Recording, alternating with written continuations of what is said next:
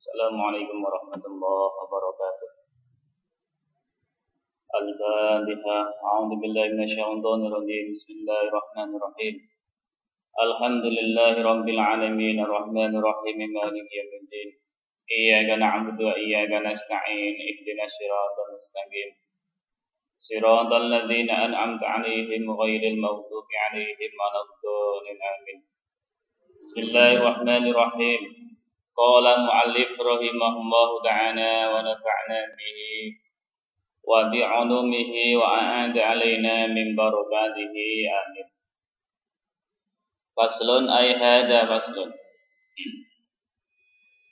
Wa min syurutis sholati lan iku setengah sanggeng pira-pira syarate salat.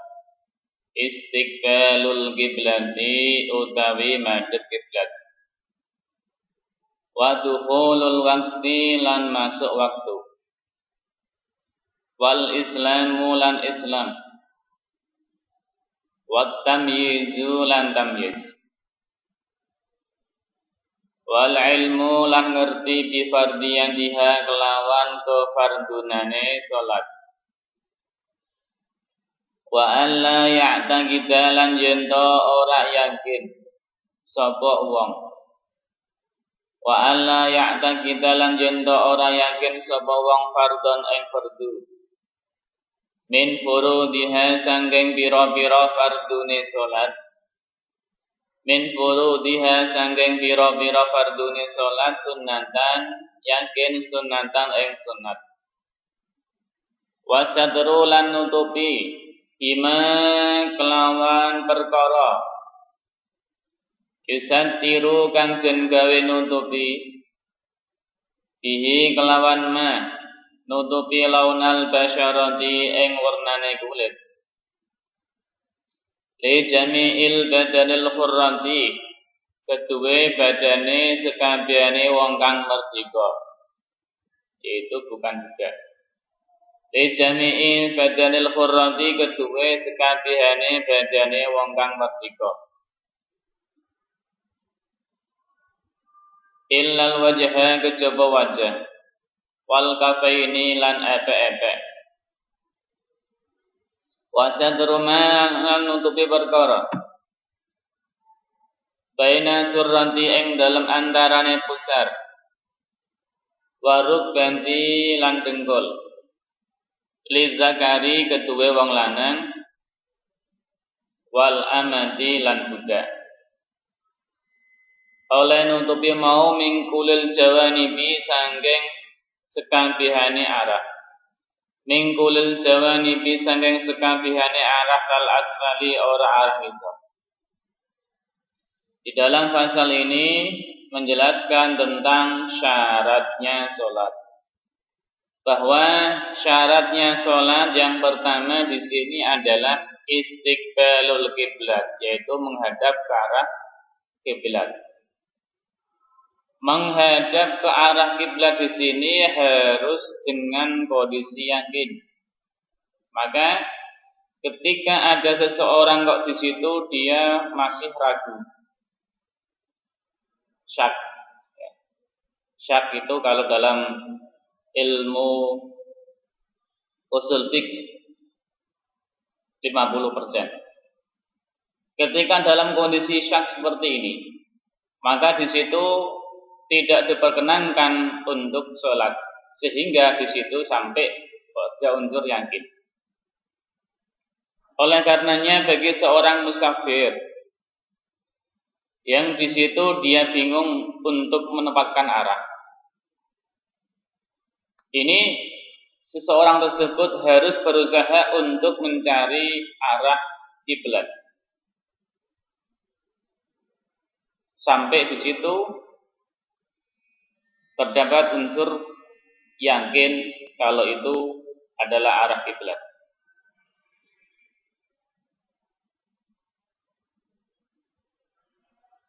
Wa dukhulul waqti, kemudian masuknya waktu. Ini juga termasuk bagian dari syarat.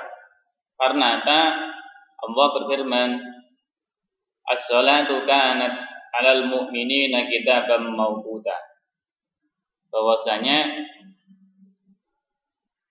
dalam ayat tersebut Allah menjelaskan bahwa sholat fardu itu ada waktunya. Oleh karena itu ketika ada seseorang ini dia sholat jam 11 dia sholat zuhur, maka di situ tidak sah sholatnya karena belum masuk waktunya.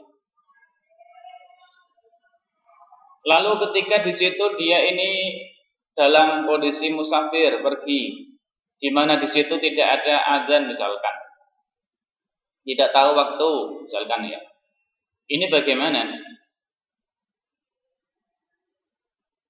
Berusaha, yaitu dengan cara berusaha untuk mencari waktu yang pas, baik melalui matahari maupun yang lainnya. Kalau tak punya jam ya. Ini misalkan dalam kondisi pas mendung bagaimana? Nah, kita ini don saja, don prasangka, praduga bahwasanya itu sudah masuk waktu sholat. Jadi masalah dukhul waktu ini bisa menggunakan don. Don ini kalau dalam unsur fiqh itu nilainya adalah 75%. Kalau yakin 100%, kemudian yang paling rendah itu namanya adalah waham, yaitu 25%. Ini kalau waham tidak boleh dilakukan. Jadi minimal diperbolehkan melaksanakan sholat itu ketika di situ sampai posisi don, praduga. Wal Islamu, kemudian Islam harus beragama Islam. Maka ketika di situ ada orang kafir, dia ini senang sekali dengan orang Islam misalkan. Karena senangnya di situ dia kemudian ikut sholat misalkan, maka di situ sholatnya tidak sah. Karena syarat pertama di situ harus beragama Islam. Sebagaimana sabda Rasulullah ya, Bunyal Islam ala khamsin. Yang pertama adalah syahadat alla ilaha illallah, yaitu bersaksi bahwa tidak ada Tuhan selain Allah. Posisi bersaksi tidak ada Tuhan selain Allah di sini adalah dalam rangka orang tersebut mengesahkan tauhid ya, tauhid. Maka syarat pertama seseorang itu ibadahnya akan diterima, itu harus beragama Islam. Wat tamyiz, kemudian harus tamyiz. Tamyiz ini bagaimana caranya? Atau bagaimana cara mengetahui tamyiz? Cara mengetahui bahwa seseorang itu sudah tamyiz adalah dengan sekira, kalau dalam kitab ini beliau Syekh Nawawi Al-Bantani menjelaskan, dengan sekira seseorang itu bisa istinja sendiri, bisa makan sendiri. Katakanlah di situ usia 4-5 tahun ini sudah tamyiz. Kalau baru berusia 2 tahun, 3 tahun ini ada belum tamyiz ya, belum tamyiz. Jadi di situ harus disyaratkan harus tamyiz. Oleh karena itu, ketika di situ belum tamyiz, maka belum sah ibadahnya. Kemudian syarat berikutnya adalah wal ilmu bi fardiyatiha, mengetahui tentang kefardunan atau kewajiban sholat tersebut. Artinya tidak meyakini bahwa sholat duhur, sholat asar, sholat maghrib itu sunnah, tidak. Melainkan di situ yakin kalau itu adalah sholat fardu. Bagaimana caranya? Ya harus belajar ya. Ini kalau bagi anak-anak yang masih kecil, yang di situ belum pernah belajar, belum tahu mana itu yang fardu, mana itu yang sunnah.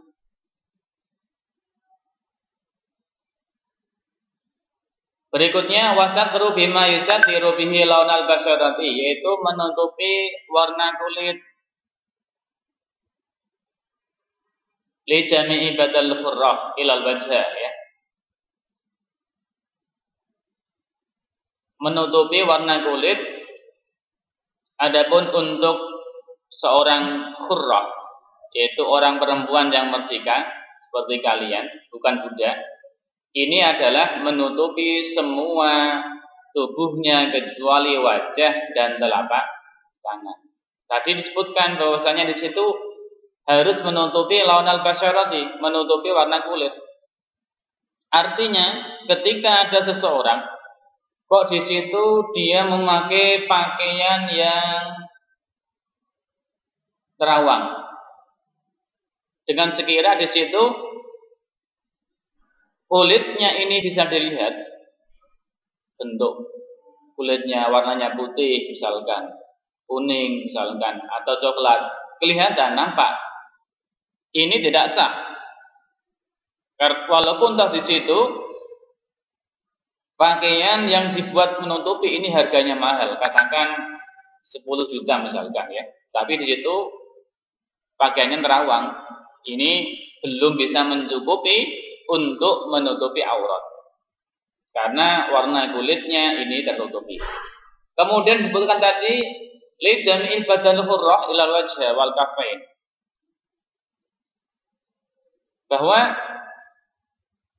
auratnya seorang perempuan itu seluruh wajah kecuali seluruh tubuh kecuali wajah dan telapak tangan, kedua telapak tangan ini.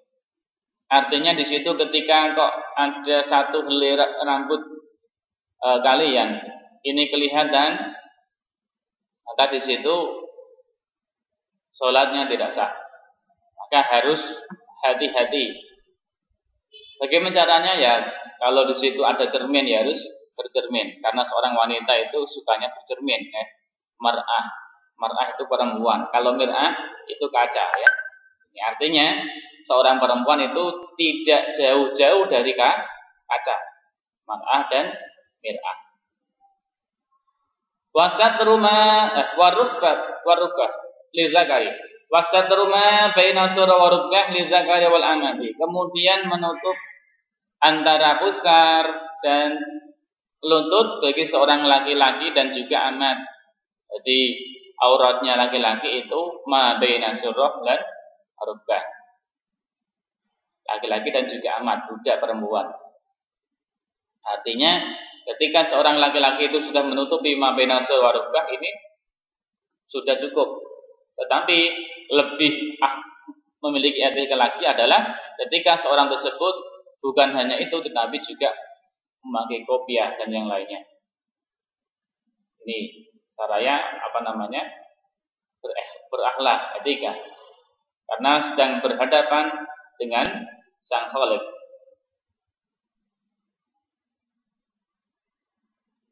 Minggul jawanib ilal asfali.